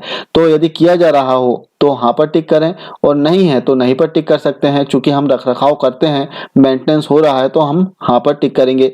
इतनी जानकारी दर्ज कर देने के उपरांत फिर से जमा करें और अगला इस ऑप्शन पर क्लिक कर दें। जैसे आप क्लिक करेंगे आप अगले पॉइंट में आ जाएंगे 2.1 से 2.4 तक, जहां आपको भौतिक सुविधाएं, उपकरण, कंप्यूटर और डिजिटल संबंधित जानकारियों को फिल करना होगा। अब यहाँ पर सबसे पहले आप देखेंगे कि स्कूल भवन की स्थिति कैसी है। जैसे आप इस पर क्लिक करेंगे तो काफी सारे ड्रॉप डाउन लिस्ट में काफी सारे ऑप्शन आएंगे जिन्हें आपको सेलेक्ट करना होगा। चूंकि शासकीय भवन है हमारा तो हम गवर्नमेंट वाला जो ऑप्शन है इसे सेलेक्ट करेंगे। इसके बाद में स्कूल का प्रकार आपको सेलेक्ट करना है। स्कूल के प्रकार की यदि हम बात करें तो इसमें विवरण पूरा दिया गया है कि स्कूल में उपलब्ध सक्रिय बिल्डिंग ब्लॉक्स की कुल संख्या कितनी है। अब यहाँ पर आप देखेंगे कि बॉक्स दिया गया है, इस बॉक्स में ऑटोमेटिक कैलकुलेट होकर जानकारी आएगी। जैसे ही आप नीचे जानकारी फिल करेंगे, जैसे पक्का ब्लॉक कितने हैं आपकी शाला में, सपोज मान के चलते हम 3 हैं तो हमने 3 फिल किया। इसके बाद में आंशिक रूप से पक्का कितने हैं, जैसे हम 2 फिल कर देते हैं।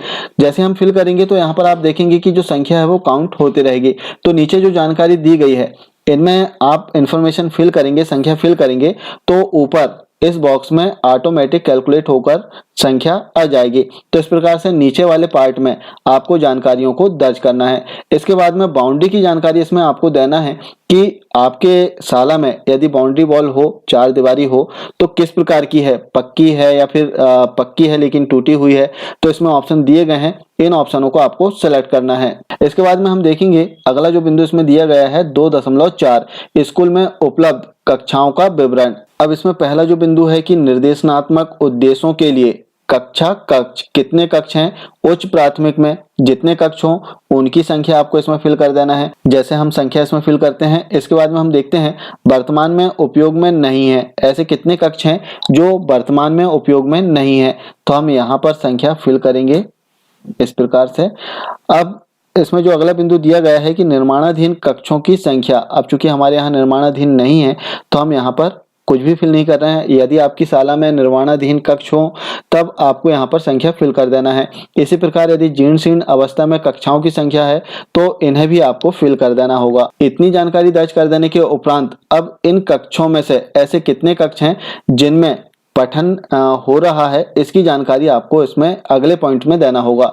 2.4 स्थिति के अनुसार पठन कक्षा का ब्यौरा। अब इसमें आपको ब्यौरा देना है कि पक्का जो भवन आपने ऊपर दर्ज किया है वो अच्छी स्थिति में कितने हैं, मामूली मरम्मत की आवश्यकता है ऐसे कितने कक्षों में है, अधिक मरम्मत की आवश्यकता है ऐसे कितने कक्षों में है, तो इनकी संख्या आपको इसमें देना होगा। यहाँ पर ध्यान रखें, जैसे आपने ऊपर इसमें जानकारी दर्ज किया है कि पक्का आपके यहाँ कितने ब्लॉक्स हैं, तो यहाँ पर आप देखेंगे 3, तो पक्का में आपको यहाँ पर जो संख्या देंगे आप 3 ही दे सकते हैं। अब 3 को आप डिवाइड कर सकते हैं कि 3 में से अच्छी स्थिति में कितने हैं। मान के चलते हैं एक बहुत अच्छा है, एक को मामूली मरम्मत की आवश्यकता हो और एक अधिक मरम्मत की आवश्यकता वाला कक्ष है, पक्का कक्ष है। लेकिन इस प्रकार से आप डिवाइड कर सकते हैं चूंकि आपने संख्या पूर्व में इसमें फिल कर चुका है। इसी प्रकार आपने जो भी संख्या फिल किया हो इसे आप नीचे डिवाइड कर सकते हैं। अब आगे हम देखेंगे कि स्कूल में उपलब्ध कक्षाओं को छोड़कर अन्य कमरों की कुल संख्या, यदि जो उपलब्ध कक्षाएं हैं इनको छोड़कर और अन्य कमरे हों तो उनकी संख्या आपको यहाँ पर फिल कर देना है। जो भी संख्या हो आप फिल कर सकते हैं। और इतनी जानकारी फिल कर देने के उपरांत एक बार अच्छे से चेक कर लें, क्योंकि इसमें क्रॉस होते हैं, जो क्वेश्चन है एक दूसरे से क्रॉस होते हैं, तो आपको अच्छे से चेक कर लेना है और जमा करें और अगला इस ऑप्शन पर आपको क्लिक कर देना है। जैसे आप क्लिक करेंगे आप अगले पार्ट में आ जाएंगे और अगला पार्ट रहेगा 2.5 से 2.18 तक, जिसमें शौचालय की जानकारी आपको दर्ज करना है कि क्या स्कूल में शौचालय है। प्रत्येक शासकीय शालाओं में, इवन अशासकीय शालाओं में भी प्रत्येक शालाओं में शौचालय होते हैं और यूरिनल भी रहते हैं, तो इसमें वो सभी जानकारी हमें दर्ज करना है। लेकिन जो जानकारी आप दर्ज करेंगे बहुत ही सावधानी से दर्ज करें। जैसे इसमें हम देखेंगे कि लड़के के लिए कितने शौचालय हैं और शौचालय भी ऐसे जो CWSN अनुकूल शौचालयों को छोड़कर उपलब्ध शौचालय सीटों की संख्या। अब इन्हें छोड़कर हमें जो शौचालय सीट है इनकी संख्या फिल करना है। सीट से मतलब शौचालय रहना चाहिए, कमरे के अंदर शौचालय सीट रहे, वो संख्या हमें काउंट करना है। अब हमने संख्या लिखा, अब इसमें बताना है कि कार्यात्मक कितनी है, कितनी क्रियाशील है, मतलब चालू स्थिति में कितनी है, जो कि बच्चे उपयोग कर रहे हैं, लड़के उपयोग कर रहे हैं। इसी प्रकार हमें लड़कियों के लिए जो शौचालय है इसकी संख्या देना है और इसमें कार्यात्मक कितने हैं इसकी संख्या देना है। जैसे आप यहाँ पर संख्या फिल करेंगे तो आगे के जो बॉक्स हैं इसमें ऑटो कैलकुलेट हो जाएगी संख्या। इसके बाद में CWSN अनुकूल शौचालय सीटों की संख्या, यहाँ पर जो दिव्यांग छात्रों के लिए शौचालय हैं उनकी संख्या आपको फिल करना होगा। चूंकि हमारी शाला में नहीं है तो हम 0 ही इसमें फिल रहने देते हैं। इसके बाद CWSN अनुकूल शौचालय सहित शौचालय सीटों की कुल संख्या, तो यहाँ पर आप देखेंगे कि ऑटो कैलकुलेट यहाँ पर होकर आ चुका है चूंकि हमने ऊपर ऑप्शन फिल कर दिया था।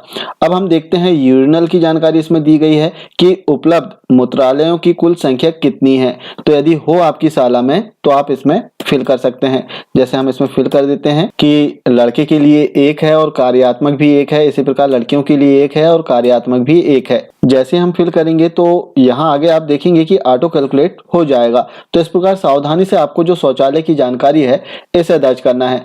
इतनी जानकारी दर्ज कर देने के उपरांत हम अगले पॉइंट में आएंगे जिसमें तालिका 2.5 का में दिए गए कार्यात्मक शौचालय मूत्रालयों की कुल संख्या में से कितने शौचालय मूत्रालयों में फ्लैशिंग और सफाई के लिए बहता पानी उपलब्ध है।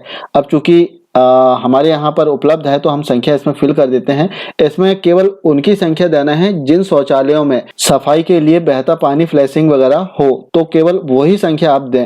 हो सकता है कि शौचालयों की संख्या अधिक हो लेकिन कम शौचालय में फ्लैशिंग और सफाई के लिए बहता पानी हो, तो कम भी संख्या आप इसमें फिल कर सकते हैं। मगर अधिक संख्या जो आपने दर्ज किया है शौचालय, एग्जाम्पल के लिए आपने 2 शौचालय दर्ज किया है और यहाँ पर आप 3 दर्शा रहे हैं, ऐसा ना करें।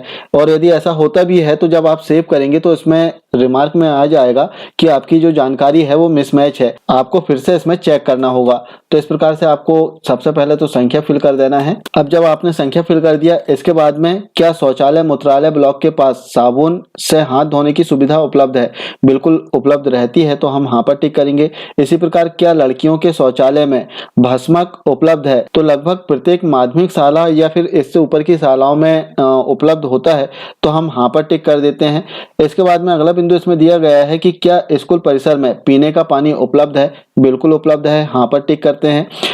अब यदि हम हाँ पर टिक करेंगे तो पेयजल का जो मुख्य स्रोत है वो हमें इसमें बताना होगा कि हैंडपंप है, सुरक्षित कुआं है, असुरक्षित कुआं है, नल का पानी है, या फिर पैकेज या बोतल बंद का पानी है, या फिर इनके अतिरिक्त कोई अन्य बिंदु है, वो आप यहाँ पर लिख सकते हैं। यहाँ पर लिखने के लिए आपको हाँ पर टिक करना होगा। जैसे आप हाँ पर टिक करेंगे तो यहाँ पर आप टाइप कर सकते हैं। अब जो आपने यहाँ पर ऑप्शन सेलेक्ट किया तो इसमें बताना होगा कि वो कार्यात्मक है या नहीं, हाँ या नहीं पर आपको क्लिक करके। तो इसके लिए तो जो फर्स्ट पार्ट का ऑप्शन है उपलब्धता, इसमें हाँ या नहीं वाला ऑप्शन सिलेक्ट करना होगा, और जो ऑप्शन आप सिलेक्ट करेंगे उसके आगे के कार्यात्मक वाले ऑप्शन ओपन हो जाएंगे। इसके बाद में अगला बिंदु कि क्या स्कूल में जल शुद्धिकरण यंत्र, वाटर प्यूरिफायर, आरओ उपलब्ध है। यदि उपलब्ध हो तो हाँ पर टिक करें और नहीं है तो नहीं पर टिक कर दें। क्या पेयजल की गुणवत्ता की जांच जल परीक्षण प्रयोगशाला से की जाती है। बिल्कुल, शासकीय शालाओं में तो परीक्षण होता है, अशासकीय शालाओं में भी परीक्षण होता है। तो आपके स्कूल के लिए जो भी ऑप्शन हो आप क्लिक कर सकते हैं। इसके बाद क्या स्कूल में वर्षा जल संचय, रेन वाटर हार्वेस्टिंग की व्यवस्था है। प्रत्येक शासकीय शालाओं में, मैक्सिमम शासकीय शालाओं में व्यवस्था की जाती है। तो आप देख लें आपकी शाला में हो तो हाँ पर टिक करें, और यदि नहीं है तब नहीं पर टिक कर सकते हैं। क्या भोजन से पहले और बाद में हाथ धोने के लिए साबुन से हाथ धोने की सुविधा उपलब्ध है। बिल्कुल उपलब्ध है, हाँ पर टिक कर दें। अब यदि हाँ पर टिक करते हैं तो बाथ पॉइंट्स कितने हैं इनकी संख्या लिखना है आपको। जो बाथ बेसिन होते हैं, जो यूनिट्स होती हैं, वो आपको इसमें फिल करना होगा। इसके बाद क्या स्कूल में बिजली कनेक्शन उपलब्ध है। मैक्सिमम शालाओं में बिजली कनेक्शन उपलब्ध हो चुके हैं, आपको हाँ पर टिक कर देना है। और यदि आपकी शाला में नहीं हुआ है, आपने आवेदन नहीं दिया है, तब आप नहीं पर टिक कर सकते हैं। साथ ही आपकी शाला में बिजली कनेक्शन है लेकिन कार्यात्मक नहीं है, तब तीसरे ऑप्शन पर भी आप क्लिक कर सकते हैं। इसके बाद में क्या स्कूल में सोलर पैनल उपलब्ध है। यदि उपलब्ध हो तो हाँ पर टिक करें, नहीं हो तो नहीं पर टिक करें। हमारी शाला में नहीं है तो हम नहीं पर टिक करते हैं। इसके बाद में क्या स्कूल में पुस्तकालय की सुविधा, बुक बैंक, रीडिंग कॉर्नर है। प्रत्येक शासकीय शालाओं में होता है, अशासकीय शालाओं में भी होता है। तो हम हाँ पर टिक करते हैं पुस्तकालय में, और पुस्तकालय में जैसे हम टिक करेंगे तो आगे के जो ऑप्शन है वो ओपन हो जाएंगे, जिसमें हमें बताना पड़ेगा कि पुस्तकों की कुल संख्या कितनी है। इसके बाद में एनसीईआरटी, एनबीटी या किसी अन्य सरकारी प्रकाशक से पुस्तकों की कुल संख्या, वो संख्या आपको यहाँ पर फिल करना होगा। तो इस प्रकार से हाँ या नहीं वाले ऑप्शन आपको सिलेक्ट करना है, और आगे यदि आप हाँ पर टिक करते हैं तो आगे के बॉक्स में आपको जानकारी दर्ज करना होगा। इसके बाद क्या स्कूल में पूर्णकालिक पुस्तकालय अध्यक्ष है। तो जो लाइब्रेरियन है, यदि आपकी शाला में हो तो हाँ पर टिक करें, नहीं हो तो नहीं पर टिक कर सकते हैं। इसके बाद क्या स्कूल समाचार पत्रों, पत्रिकाओं की सदस्यता लेता है। यदि सदस्यता लिए हो तो हाँ पर टिक कर दें, नहीं तो नहीं पर टिक करें।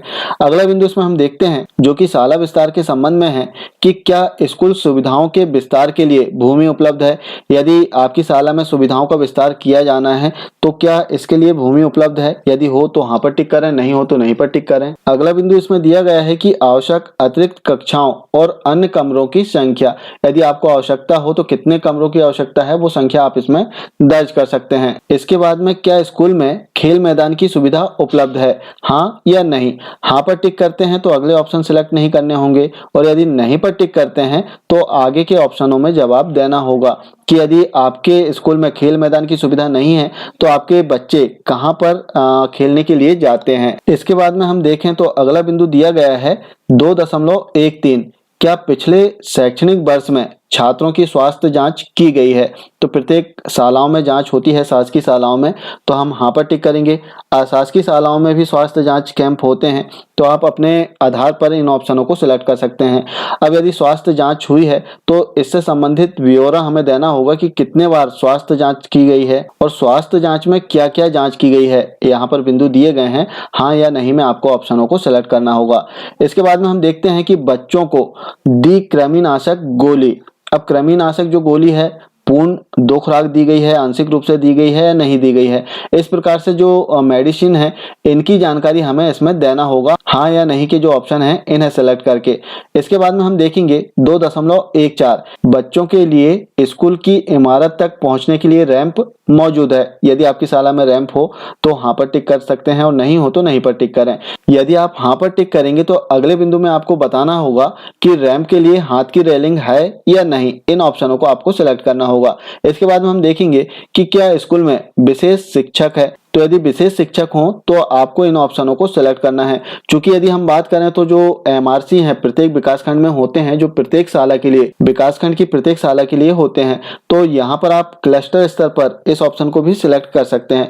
इसके बाद में हम देखें तो क्या स्कूल में सब्जी का बाग उपलब्ध है, यदि आपने बगीचा लगाया हो तब आप हाँ पर टिक करें। इसके बाद में क्या स्कूल में रसोई का सेट उपलब्ध है, प्रत्येक शासकीय शालाओं में उपलब्ध होता है, हाँ पर टिक करेंगे। इसके बाद में देखते हैं कि क्या स्कूल में अवशिष्ट एकत्र करने हेतु कूड़ेदान है, तो शालाओं में तो बिल्कुल होता है, तो हम हाँ सभी के लिए इस पर टिक करते हैं। और इसके बाद में जो सेकंड ऑप्शन है शौचालय, इसके लिए भी है तो हम हाँ पर टिक कर देंगे। साथ ही जो रसोई वाला ऑप्शन है इसके लिए भी कूड़ादान है, तो हम तीसरे ऑप्शन को भी हाँ पर टिक करते हैं। लास्ट जो ऑप्शन इसमें दिया गया है 2.18, क्या स्कूल में विद्यार्थियों के लिए फर्नीचर है, तो इसमें 3 ऑप्शन दिए गए हैं आपकी शाला के लिए। जो भी ऑप्शन एप्लीकेबल हो आप उसे सेलेक्ट करें और जमा करें और अगला इस ऑप्शन पर क्लिक कर दें। जैसे आप क्लिक करेंगे हम नेक्स्ट पार्ट में आ जाएंगे, जो कि लगभग हमारा अंतिम पार्ट है। अब हम जो नेक्स्ट पार्ट रहेगा हमारा 2.19 से 2.21 तक, जिसमें हमें अपनी शाला में जो भौतिक सुविधाएं और उपकरण हैं इसकी जानकारी देना है, जिसमें स्कूल के प्रमुख, प्रधान शिक्षक, प्रधानाचार्य के लिए अलग कक्ष है, हाँ या नहीं। आपकी शाला के लिए जो भी ऑप्शन हो आप सिलेक्ट कर सकते हैं। इसी प्रकार पुस्तकालय के लिए अलग कक्ष है, हाँ या नहीं, तो जो भी ऑप्शन हो आप सिलेक्ट करें। अब हम देखते हैं कि इसमें दिया गया है कि क्या स्कूल में निम्नलिखित प्रयोगशालाएं केवल उच्च माध्यमिक वर्ग के लिए।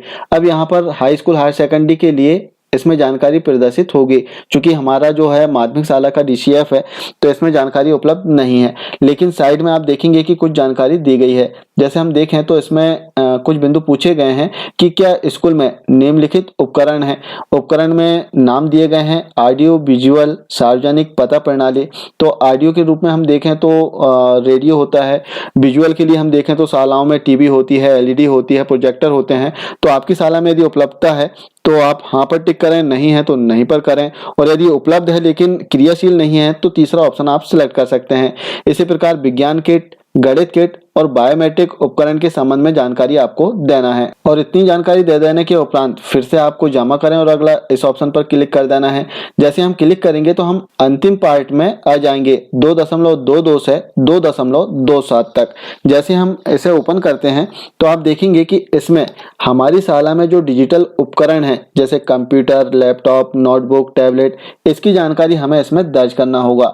जैसे आप देखेंगे कि डेस्कटॉप पीसी आपकी शाला में कितने यूनिट है, कितनी इकाइयां उपलब्ध है और इसमें क्रियाशील कितनी है। 2 बॉक्स दिए गए हैं, पहले में आपको कुल संख्या लिखना है और इनमें कार्यात्मक कितने हैं, क्रियाशील कितने हैं, चालू हालत में कितने हैं, वो संख्या इसमें फिल कर देना होगा। तो आप देखेंगे कि जो उपकरण है वो यहाँ पर दिए गए हैं, जिसमें printer, scanner, server, web camera, वो सभी डिटेल इसमें दी गई है। तो इन्हें देखते हुए आपको इसमें संख्या फिल कर देना है और इनके क्रियाशील की जानकारी दे देना है। अब अगला बिंदु कि क्या स्कूल में इंटरनेट की सुविधा है, तो लगभग इसमें सभी स्कूलों में हाँ आ जाएगा, क्योंकि प्रत्येक शालाओं में शिक्षकों के पास में एंड्रॉइड मोबाइल है जिसमें इंटरनेट की सुविधा होती है। अब इसमें अगला जो बिंदु है कि इंटरनेट की सुविधा का प्रकार क्या है, तो जैसे हम क्लिक करते हैं तो आप देखेंगे कि इसमें मोबाइल फोन इंटरनेट का भी एक ऑप्शन दिया गया है। तो यदि एंड्रॉइड फोन से इंटरनेट कनेक्ट है तब इस ऑप्शन को आप सिलेक्ट कर सकते हैं, अन्यथा अन्य और भी ऑप्शन इसमें दिए गए हैं, आपके लिए जो भी एप्लीकेबल हो आप सिलेक्ट कर लें। क्या इंटरनेट सुविधा तक पहुंच का उपयोग शैक्षणिक उद्देश्य के लिए किया जाता है, तो बिल्कुल हाँ किया जाता है। हम ऑनलाइन क्लासेस भी लिए हैं हमने लास्ट ईयर, और अभी भी कई बार कुछ छात्रों से हम संपर्क करते हैं तो इसका उपयोग जो है पढ़ाने के लिए किया जाता है शालाओं में, तो इस प्रकार से हम इसका उपयोग करते हैं। अब अगला जो बिंदु है इसमें हम देखते हैं, जिसमें कंप्यूटर लैब, टेलीविजन के संबंध में जानकारी पूछी गई है कि क्या छात्रों के लिए कंप्यूटर लैब है, यदि हो तो हाँ पर टिक करें, नहीं है तो नहीं पर टिक कर दें। और इनके उपयोग के संबंध में जानकारी मांगी गई है, जिनका आंसर आपको यस या नो में देना है। इसी प्रकार क्या स्कूल में डिजिटल लाइब्रेरी है, तो चूंकि हमारी शाला में नहीं है तो हम नहीं पर टिक करेंगे। यदि आप यहाँ हाँ पर टिक करते हैं तो आपको नीचे संख्या देना होगा। जैसे हम देखें कि डिजिटल लाइब्रेरी में कुल उपलब्ध ई पुस्तकों, ई सामग्रियों की संख्या आपको यहाँ पर दर्ज करना होगा।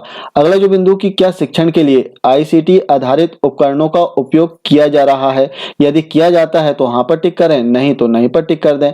इसके बाद में यदि आप हाँ पर टिक करते हैं तो इसके लिए आईसीटी आधारित उपकरणों का जब उपयोग किया जाता है तो कितने घंटे सप्ताह में आप करते हैं खर्च, वो घंटों की संख्या आपको यहाँ पर फिल करना होगा।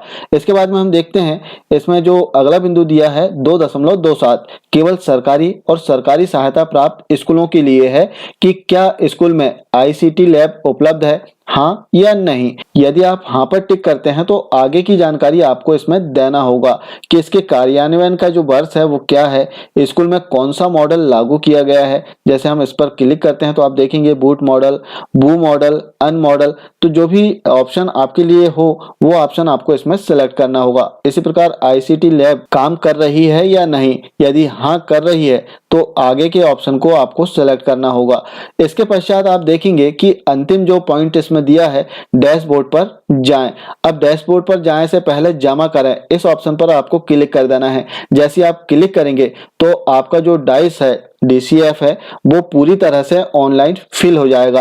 अब डैशबोर्ड पर जाकर आप चेक कर सकते हैं कि आपने कौन कौन सी जानकारी फिल किए हैं। जैसे हम जानकारी को सबमिट कर देते हैं, सेव कर देते हैं, तो यहाँ पर पूर्ण या कंप्लीट लिखा हुआ आएगा। अब चूंकि हमने सेव नहीं किया था, लाइव हमने केवल आपको डेमो दिखाया है। यदि हम इसे सेव कर देते, कंप्लीट कर देते तो यहाँ पर पूर्ण लिखा हुआ आ जाता। तो आप चेक कर सकते हैं कि आपका कौन सा पार्ट पूर्ण है, कंप्लीट है और कौन सा अधूरा है। तो यदि आपका पार्ट अधूरा हो तो संबंधित पार्ट में क्लिक करके आप उसे ओपन कर सकते हैं और इसे पूर्ण कर सकते हैं। साथ ही इसमें बता दें कि आपने एक बार जानकारी इसमें दर्ज कर दी, इसके बाद भी जब तक आप फाइनल सबमिट नहीं कर देंगे तब तक आप इसमें करेक्शन कर सकते हैं। अब इसके बाद में आपको यूडाइस प्लस की वेबसाइट में शिक्षकों की जानकारी दर्ज करना है। अब शिक्षकों की जानकारी कैसे दर्ज करें इस संबंध में चैनल में एक वीडियो अपलोड किया जा चुका है, जिसे ऊपर आप आई बटन पर क्लिक करके देख सकते हैं। साथ ही इस वीडियो की लिंक आपको डिस्क्रिप्शन बॉक्स में भी मिल जाएगी।